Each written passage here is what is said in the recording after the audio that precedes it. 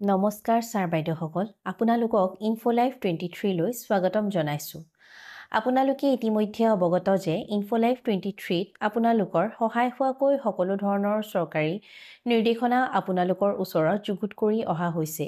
সেয়েহে যদি আপুনি ইউটিউবত আমাৰ চেনেললৈ নতুনকৈ আহিছে তেন্তে চেনেলটো ছাবস্ক্ৰাইব কৰিব আৰু যদি ফেচবুকত আপুনি আমাৰ ইনফোলাইফ 23 পেজখনলৈ নতুনকৈ আহিছে তেন্তে পেজখন ফলো কৰি ৰাখিবলৈ অনুৰোধ জনোৱা হ'ল।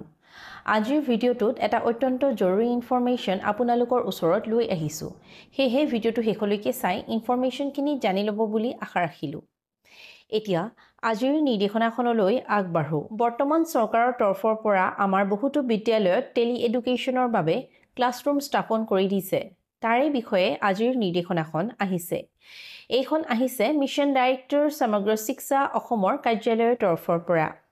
From Sri Sanjay Datta ACS, Executive Director Samagra Shiksha, RMSA and SSA Assam, to District Mission Coordinator SSA, the Inspector of Schools, all districts Assam. Your subject to hoise school-wise and subject-wise result of class 6 to 10 in last 4 years.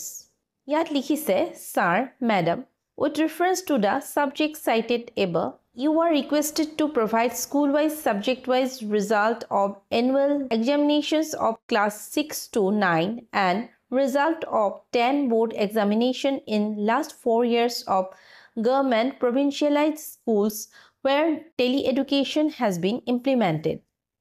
The report should be reached at State Mission Office within 10th July 2024 in the given format.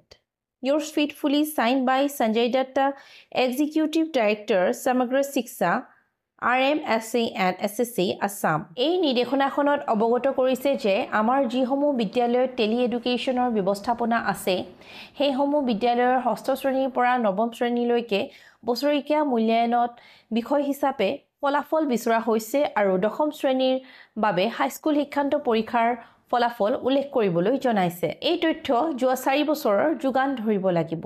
এই তথ্য জিলাসমূহৰ পৰা অহা 10 July 2024ৰ ভিতৰত ৰাজ্যিক শিক্ষা বিভাগে গৈ পাব লাগিব।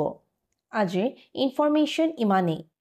যদি এই ইনফৰমেশ্যনখিনি আপোনালোকৰ বাবে লাভদায়ক হোৱা বুলি ভাবিছে তেন্তে ভিডিঅ'টো লাইক কৰি আপোনাৰ বন্ধু-বান্ধৱীসকলৰ লগত শ্বেয়াৰ কৰি দিব। চাই থাকিব ইউটিউব আৰু ফেচবুকত ইনফোলাইফ 23। ধন্যবাদ।